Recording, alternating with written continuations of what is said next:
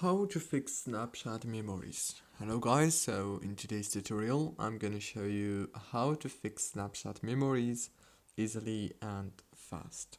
So first thing you wanna do is go to the settings, open the apps manager like this, and after that what you wanna do next is wait a few seconds and then scroll until you find Snapchat, click on it like this.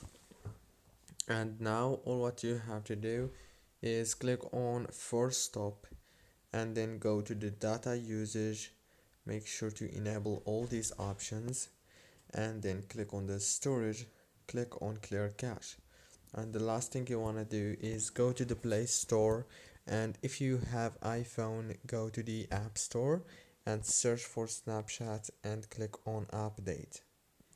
Don't forget to like and subscribe. Thank you for watching.